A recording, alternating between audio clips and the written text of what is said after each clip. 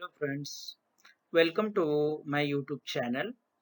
In this video, we are going to discuss the passive voice of present continuous tense, how the examples are used to change from active voice to passive voice when the example is in a present continuous tense. That all things we will discuss in this video, but before that I would like to say you please like, share and subscribe my YouTube channel to get the more videos regarding the grammar part as well as the textbook question answers and the lessons also.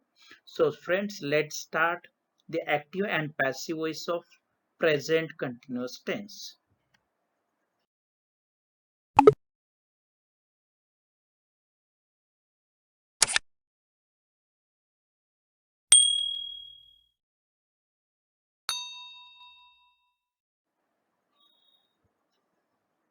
So see, present continuous, how the examples are uh, asked in an exam and how do we have to write the answers of it. So first, in the first column we will provide the active voice examples, and in the second column we will mention there the passive voice examples, means how the active voice changes into passive voice. That all things we will discuss in this video. So first of all, we have to know what is the structure used for active voice. So that is a subject plus am, is, are plus verb plus ing, or we can call it the fourth form of main verb, or last one is object. And when we have to make the passive voice, at that time the object comes at the first place of the sentence, means the object takes the place of the subject. And according to object, we have to use the proper auxiliary verbs which are suitable for the object, that is am, is, are. According to the subject, we have to choose the proper auxiliary verbs. Then being this compulsory word we have to mention there, then the main verb in the active voice, the fourth form used to come there, but when we make the passive voice of it, at that time we have to use the third form of main verb, we call it the past participle. After that, use the byword, and lastly, whatever the subject used in an active voice, we have to change that subject into objective pronoun. Suppose for example, uh, in active voice she subject is used there, then when we change the sentence into passive voice, at that time she, this subject changes as her, means this is a subjective pronoun, we have to change into objective pronoun when we make the passive voice. So let's see. First example is that I am writing a letter. In this sentence, you can say, you can find there I, this one is subject, and am, this is auxiliary verb. We have to choose from that which is appropriate for the writing. This is the fourth form of main verb, and a letter, this is the object. And how this sentence changes into passive voice, that we have to see there. Now see, what is the object of our given sentence? A letter is an object of our sentence. That's why a letter is used at the first place of the sentence in passive voice. And a letter is a singular word. Singular letter is there. And that's why for singular, we have to use is as an auxiliary verb. After that, according to structure, being word is used there. Writing, this is the fourth form used in active voice, and it is changed into past participle, means third form. It becomes written. By, this is a compulsory word, and I, this subjective pronoun changes into objective pronoun, that becomes me. So when sentence is there in active voice, I am writing a letter. In passive voice, it changes as a letter is being written by me. तो simple आपको याद क्या रखना है, जब continuous tense है, continuous tense के अगर आप एक्टिव और पैसिव वॉइस कर रहे हैं, तो आपको सबसे पहले क्या याद रखना पड़ेगा, एक्टिव वॉइस में कौन कौन से एक्जुलरी वर्ब्स आते हैं और कौन सा मेन वर्ब का फॉर्म आता है। तो एक्टिव वॉइस की जब हम बात करते हैं, तो एक्टिव वॉइस में सबसे पहले एक सब्जेक्ट आएगा, जो कि पर्सनल प्रोनाउन हो सकते हैं या फिर कोई नाउन हो सकता है, और अकॉर्डिंग टू सब्जेक्ट हमें क्या करना पड़ता है, एम, इज, आर, इनमें से कोई भी एक ऑक्सिलरी वर्ब यूज करना पड़ता है जो कि सब्जेक्ट को अप्रोप्रिएट है, मतलब कौन से सब्जेक्ट के साथ कौन सा यूज करना है तो हमें पता है। जब आई सब्जेक्ट होगा तो हम एम यूज करेंगे, ही शी इट कोई भी थर्ड पर्सन सिंगुलर होगा तो हम इज यूज करेंगे, और कोई भी प्लूरल सब्जेक्ट होगा जैसे कि वी, यू, दे, और कोई भी प्लूरल होने दो तो हम आर ऑक्सिलरी वर्ब यूज करते हैं। और कंटिन्यूअस टेंस है उसके लिए हमें मेन वर्ब का फोर्थ फॉर्म लेना पड़ता है, मतलब मेन वर्ब को आईएनजी लगाना पड़ता है, और लास्ट में हर सेंटेंस के एक ऑब्जेक्ट आता है। उसी तरह का अगर हम वही वही एक्टिव वॉइस के सेंटेंस को पैसिव वॉइस में जब चेंज करते हैं तो हमें सबसे पहली इंपॉर्टेंट चीज कौन सी याद रखनी है कि एक्टिव वॉइस में जो ऑब्जेक्ट प्लेस पे वर्ड आता है या जो भी सेंटेंस का ऑब्जेक्ट है वो पैसिव वॉइस में सबसे पहले आएगा, जो कि हमने यहाँ पे ओ मेंशन किया है उसके लिए, ओ मींस ऑब्जेक्ट। तो ऑब्जेक्ट जो है, ऑब्जेक्ट के हिसाब से अब हमें एम, इज, आर इनमें से वर्ड यूज करने पड़ेंगे। अगर आपका ऑब्जेक्ट क्या है उस हिसाब से आपको इन तीनों में से वर्ड चूज करना पड़ेगा कि कौन सा आपका ऑब्जेक्ट है, तो इज वाला है, आर वाला है या एम वाला है, तो उसके हिसाब से आप एम, इज, आर में से चूज करेंगे। उसके बाद बीइंग, ये वर्ड कंपल्सरी यूज करना है क्योंकि ये कंटिन्यूअस टेंस है। कंटिन्यूअस टेंस दिखाने के लिए पैसिव वॉइस में आपको बीइंग ये वर्ड कंपल्सरी यूज करना पड़ता है।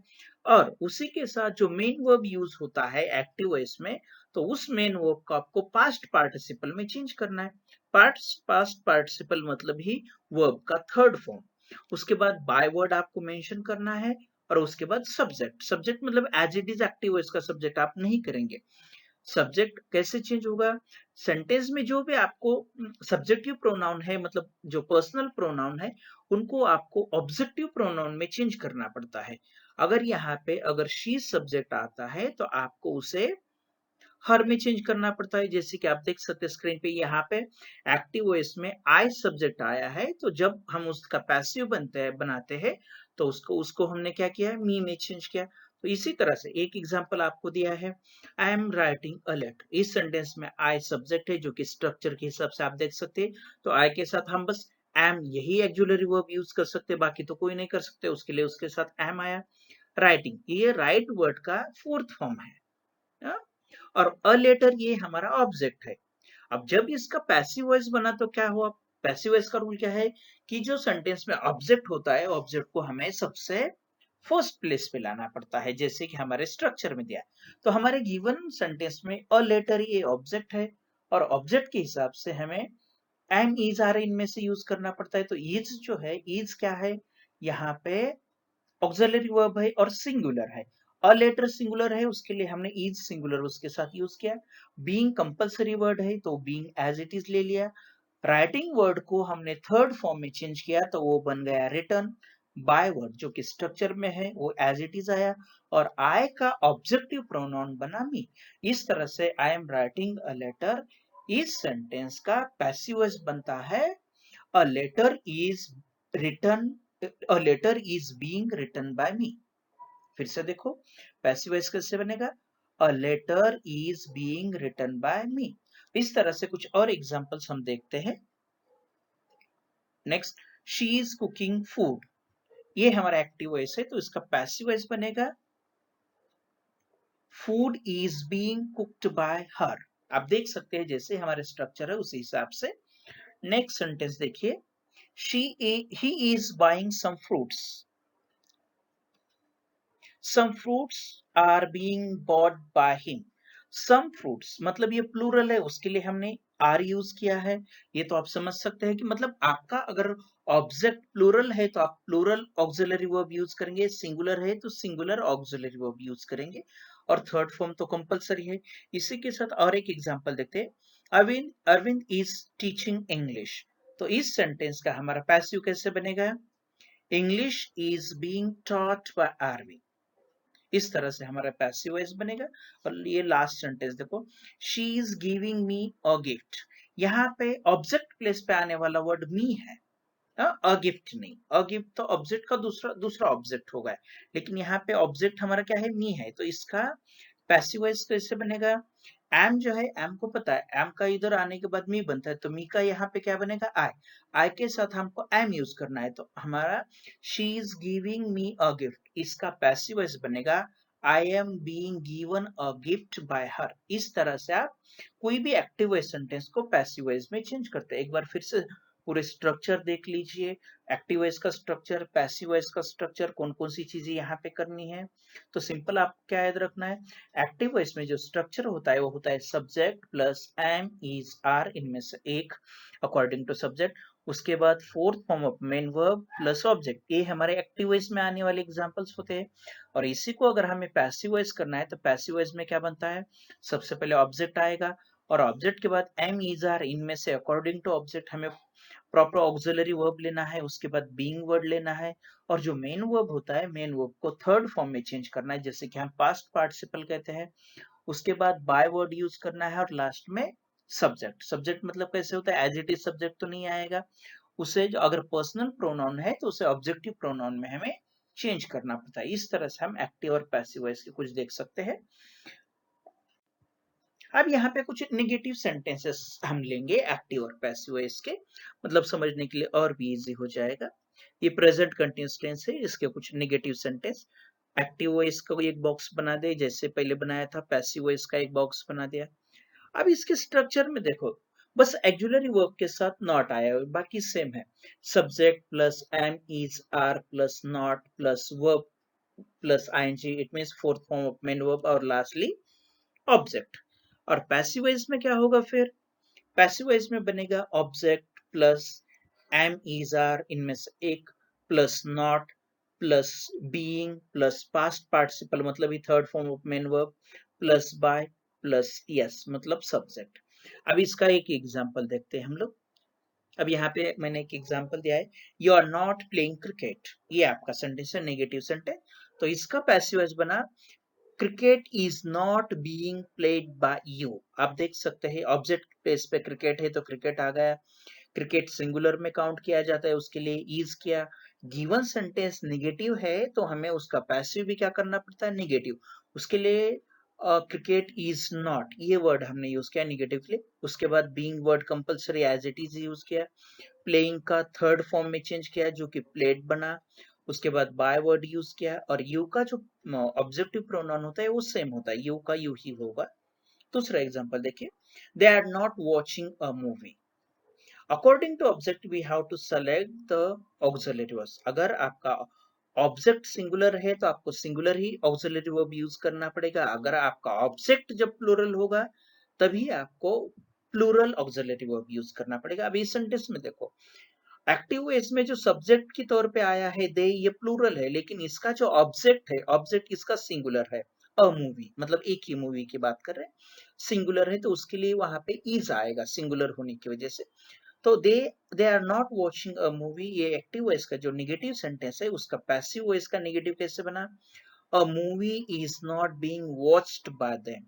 अ मूवी ऑब्जेक्ट है, ऑब्जेक्ट अ मूवी मतलब सिंगुलर मूवी के बारे में बात करें, एक ही मूवी की बात करें, उसके लिए इज हमने यूज किया। सेंटेंस नेगेटिव है उसके लिए नॉट यूज किया। बीइंग ये कंपलसरी वर्ड हमें यूज करना पड़ता है कंटिन्यूअस टेंस दिखाने के लिए। उसके बाद वॉचिंग, ये जो फोर्थ फॉर्म है एक्टिव वॉइस का, उसका जो पैसिव वॉइस बनता है तो थर्ड फॉर्म में चेंज होता है जो कि बना वॉच्ड। बाय वर्ड कंपलसरी है और दे का चेंज हुआ देम। इस तरह से आप निगेटिव का पैसिव वॉइस कर सकते हैं।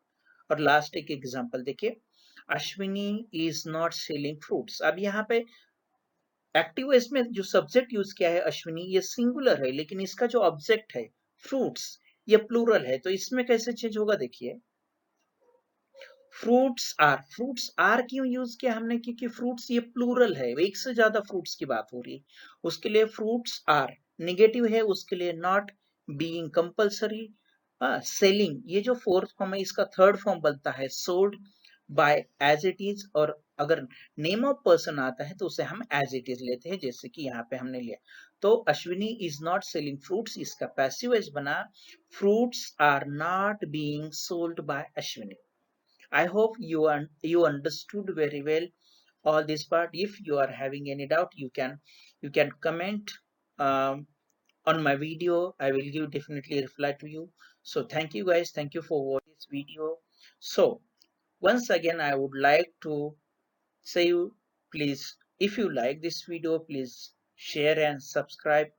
if you want to see more videos like this regarding grammar or other things, so you have to subscribe my channel and press the bell icon. You will get definitely good videos regarding the all grammar part from fifth standard to graduation level. So thank you guys, thank you for watching my video. Thank you.